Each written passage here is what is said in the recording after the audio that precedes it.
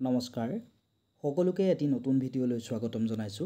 আজিৰ ভিডিঅ'টোত আমি Olympic, Commonwealth, Ranji trophy, Bordoloi trophy এনেকুৱা বিভিন্ন ধৰণৰ খেলসমূহৰ বিষয়ে আলোচনা কৰিবলৈ আগবাঢ়িছো। ইয়াতে বিভিন্ন ধৰণৰ প্ৰশ্ন থাকিব আৰু বিভিন্ন খেলসমূহৰ আলোচনা আগবঢ়োৱা হ'ব। আশা কৰোঁ আপোনালোকে শেষলৈকে ভিডিঅ'টো চাব আৰু এই চেনেলটো ছাবস্ক্ৰাইব কৰি দিব।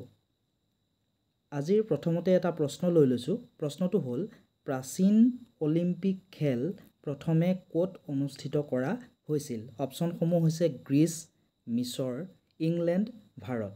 এইসমূহৰ ভিতৰত শুদ্ধ উত্তৰ হৈছে অপশ্যন এ, গ্ৰীচত প্ৰথমতে অলিম্পিক খেল আয়োজন কৰা হৈছিল।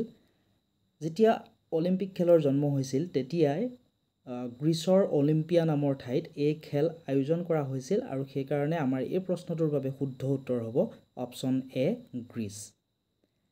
কুৱেশ্যন নম্বৰ দ্বিতীয় কুৱেশ্যনটোলৈ গৈছোঁ। কুৱেশ্যনটো হ'ল আধুনিক অলিম্পিকৰ পিতৃ কোন? আমাক সুধিছে পিতৃ আৰু ইয়াত কৈছে আধুনিক অলিম্পিক। মানে এই যি প্ৰাচীন অলিম্পিক আছিলে, প্ৰাচীন অলিম্পিকৰ পৰা যি আধুনিক অলিম্পিকলৈ গতি কৰা হ'ল সেই অলিম্পিকৰ পিতৃৰ নাম সুধিছে। Option A G.U. ভি চচাৰ, option B Jagmohan Dalmiya, option C Baron Pierre de Coubertin, option D এজলৌবেক মেক। এই প্ৰশ্নটোৰ শুদ্ধ উত্তৰ হ'ব option C Baron Pierre de Coubertin. এতিয়া আহকচোন অলিম্পিকৰ বিষয়ে অলপ ভালদৰে আমি আলোচনা কৰোঁ। প্ৰথমতে চাওক অলিম্পিকৰ মূল মন্ত্ৰ। অলিম্পিকৰ মূল মন্ত্ৰ হৈছে বেগৱান, ঊৰ্ধ্ববান আৰু বলৱান। এইটো হৈছে অলিম্পিকৰ মূল মন্ত্ৰ, কেতিয়াবা প্ৰশ্নত সোধে। দ্বিতীয় পইণ্টটো হৈছে অলিম্পিকৰ প্ৰতীক। সকলোৱে জানে পৰস্পৰ সংযুক্ত 5টি বৃত্তৰে গঠিত। এনেকৈ ৰাউণ্ড এনেকৈ কৰি থাকে আৰু এই বৃত্তকেইটাৰ ৰং হ'ল নীলা, হালধীয়া, ক'লা, ৰঙা। এইটো হালধীয়া হ'ব নালাগিছিলে, এইটো সেউজীয়া। মানে বৃত্তকেইটাৰ ৰং হ'ব নীলা, হালধীয়া, ক'লা, ৰঙা আৰু সেউজীয়া। এই 5টা ৰঙৰ বৃত্ত তাত থাকে। এই বৃত্তকেইটাই কি সূচায়? এই প্ৰতীক বিশ্বৰ 5খন মহাদেশৰ বন্ধুত্বৰ চিন। এই কুৱেশ্যনটো সোধে। আৰু এবাৰ এটা কুৱেশ্যন সুধিছিলে যে অলিম্পিকৰ প্ৰতীকত তলৰ কোনটো ৰং নাথাকে? তেতিয়া আপোনালোকে এই ৰংকেইটা যদি নাম মনত ৰাখি যায় তেতিয়াহে আপোনালোকে তাৰ পৰা বাছনি কৰিব পাৰিব। সেইকাৰণে ৰংকেইটাৰ নাম মনত ৰাখি যাব। আৰু এই প্ৰতীকটোৱে কি বুজায় এইটো সুধিব, তেতিয়া আপোনালোকে লিখিব লাগিব 5খন মহাদেশৰ বন্ধুত্বৰ চিন।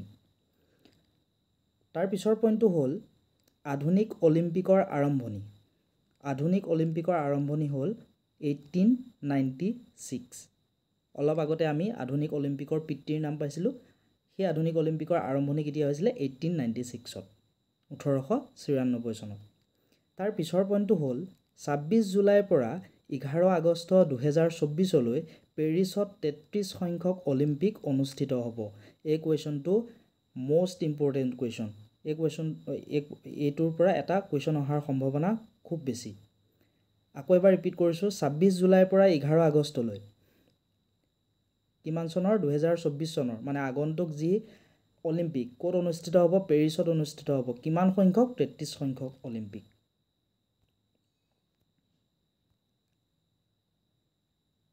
তাৰ পিছলৈ আহিছোঁ অলিম্পিকত ভাৰতৰ পাৰদৰ্শিতা। 2016 চনৰ যি ৰিঅ' ডি জেনেৰিঅ', ব্ৰাজিলৰ ৰিঅ' ডি জেনেৰিঅ'ত যিখন অলিম্পিক অনুষ্ঠিত হৈছিলে তাত আমাৰ ভাৰতে 2টাকৈ পদক লাভ কৰিবলৈ সক্ষম হৈছিলে। প্ৰথমটো পদক লাভ কৰিছিলে সাক্ষী মাল্লিক। কি খেলত? মহিলাৰ মল্লযুঁজত। কি পদক লাভ কৰিছিলে? ব্ৰঞ্জৰ পদক লাভ কৰিছিলে।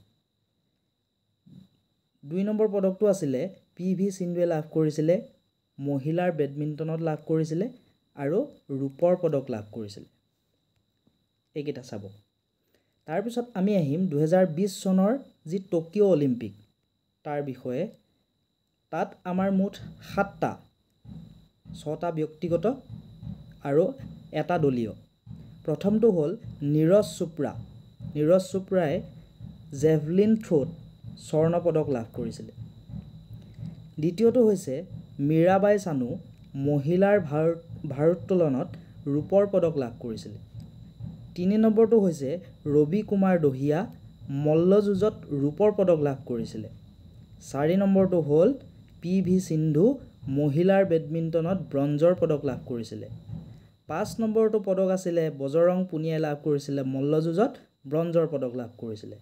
6 নম্বৰ পদকটো আছিলে লাভলীনা বৰগোহাঁই মুষ্টিযুদ্ধত ব্ৰঞ্জৰ পদক লাভ কৰিছিলে। আৰু 7 নম্বৰ যিটো দলীয় সেইটো আছিলে হকীত ব্ৰঞ্জৰ পদক লাভ কৰিছিলে। এডিআৰিত বৰ্তমানে আহি থকা প্ৰশ্নসমূহত দেখা পোৱা গৈছে ইয়াৰে যিকোনো এজন খেলুৱৈৰ নাম দিয়ে আৰু এই খেলুৱৈজন কোনটো খেলৰ লগত জড়িত সেইটো সোধে। সেইকাৰণে এই খেলুৱৈকেইজনৰ নাম আৰু তেওঁলোকে খেলা খেলসমূহ আপোনালোকে মনত ৰাখি যাব। এই যিটো পেজ আপোনালোকে কপি কৰি ৰাখিব পাৰে বা স্ক্ৰীনশ্বট ল'ব পাৰে, তেতিয়া আপোনালোকৰ পৰৱৰ্তী সময়ত পঢ়িবলৈ সুবিধা হ'ব। এতিয়া আমি কেইটামান প্ৰশ্নলৈ আগবাঢ়িছোঁ। প্ৰশ্নটো হৈছে অলিম্পিকত পদক লাভ কৰা প্ৰথম অসমীয়াগৰাকী কোন?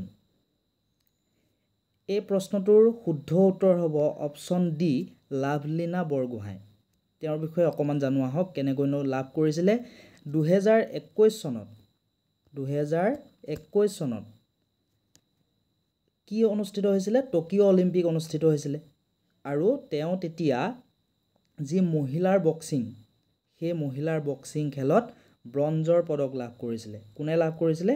লাভলীনা বৰগোহাঁই লাভ কৰিছিলে। এবাৰ প্ৰশ্নটো সুধিব পাৰে যে বক্সিং খেলৰ লগত তলৰ কোনগৰাকী খেলুৱৈ জড়িত, তেনেকৈও সুধিব পাৰে, বা অলিম্পিকত পদক লাভ কৰা প্ৰথম অসমীয়া তেনেকৈও সুধিব পাৰে, বা 2021 চনত টকিঅ' অলিম্পিকত মহিলাৰ বক্সিঙত কোনে ব্ৰঞ্জৰ পদক লাভ কৰিছিলে তেনেকৈও সুধিব পাৰে। তেতিয়া তাৰ প্ৰশ্নৰ উত্তৰ হ'ব লাভলীনা বৰগোহাঁই। পৰৱৰ্তী প্ৰশ্নলৈ আগবাঢ়িছোঁ।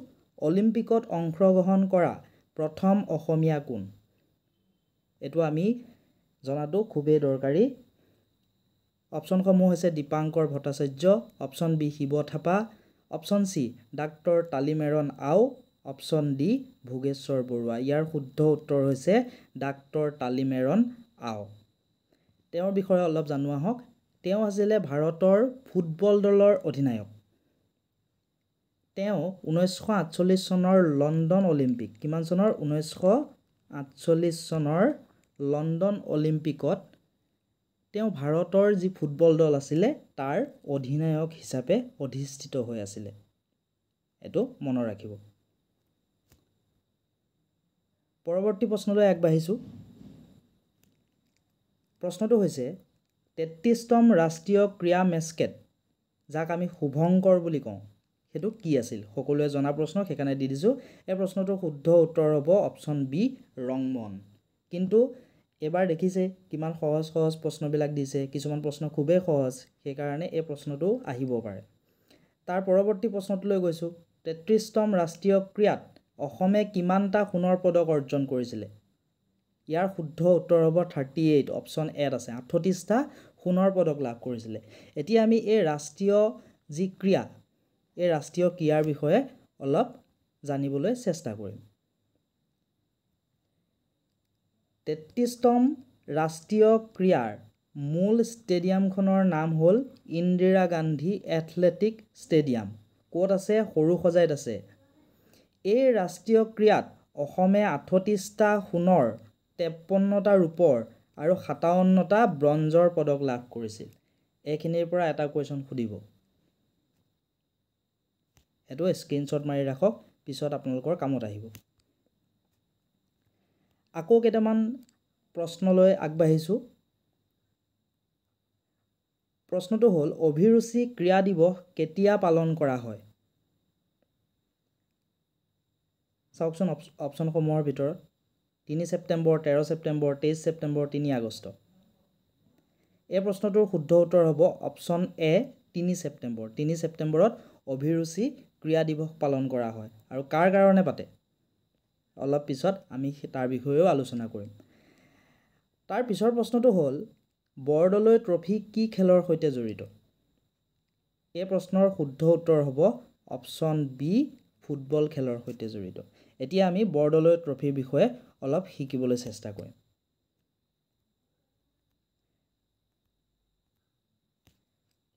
গোপীনাথ বৰদলৈৰ নামেৰে এই খেলৰ নামাকৰণ কৰা হয়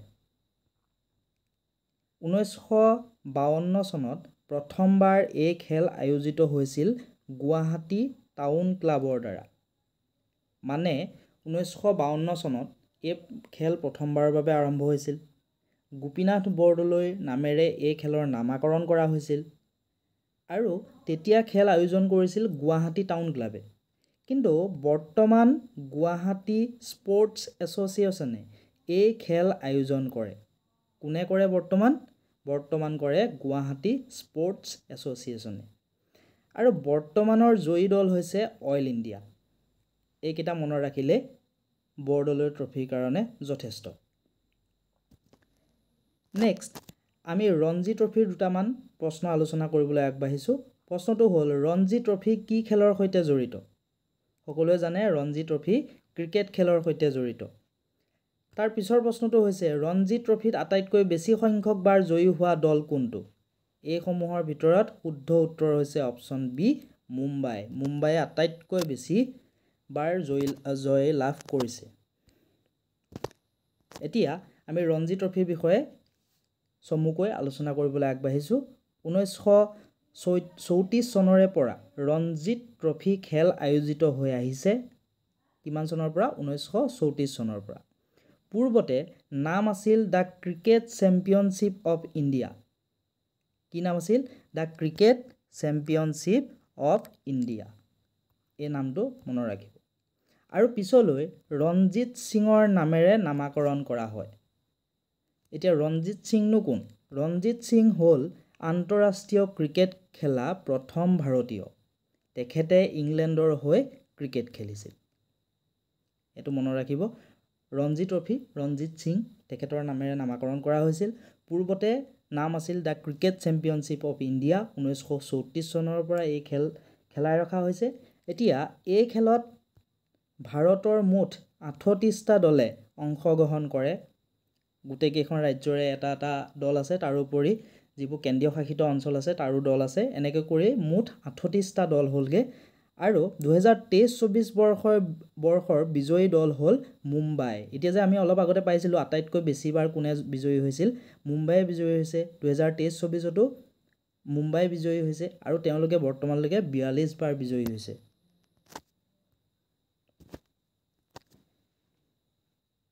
পিছৰ প্ৰশ্নটোলৈ আগবাঢ়িছোঁ এটা কমনৱেলথৰ গেমছৰ ওপৰত এটা প্ৰশ্ন কমনৱেলথ গেমছত পদক লাভ কৰা প্ৰথম অসমীয়া কোন অপশ্যনসমূহ হৈছে নয়নমণি শইকীয়া শিৱ থাপা জয়ন্ত তালুকদাৰ লাভলীনা বৰগোহাঁই এই প্ৰশ্নটোৰ শুদ্ধ উত্তৰ হৈছে অপশ্যন ডি লাভলীনা বৰগোহাঁই ক্ষমা কৰিব অপশ্যন এ নয়নমণি শইকীয়াই যি লন বল ঠিক আছে এই কুৱেশ্যনটো এবাৰ আহিছে এডিআৰই পৰীক্ষাত লন বলত তেওঁ কি পদক লাভ কৰিছিলে এই যি কমনৱেলথ গেমছ তাত পদক লাভ কৰিছিল নেক্সট কুৱেশ্যনটো হৈছে এছিয়ান গেমছত স্বৰ্ণ পদক লাভ কৰা অসমীয়া খেলুৱৈগৰাকী অপশ্যনসমূহ নয়নমণি শইকীয়া ভোগেশ্বৰ বৰুৱা জয়ন্ত তালুকদাৰ শিৱ থাপা এছিয়ান গেমছত এই যি ভোগেশ্বৰ বৰুৱা তেখেতে স্বৰ্ণ পদক লাভ কৰিছিলে এটো কিমানৰ কথা আছিলে 1966 চনৰ কথা ঠিক আছে তাত তেতিয়া কি হৈছিলে বেংককত অনুষ্ঠিত হৈছিলে এছিয়ান গেমছ আৰু ভোগেশ্বৰ বৰুৱা ডাঙৰীয়াই 800 মিটাৰ দৌৰত সোণৰ পদক অৰ্জন কৰিছিলে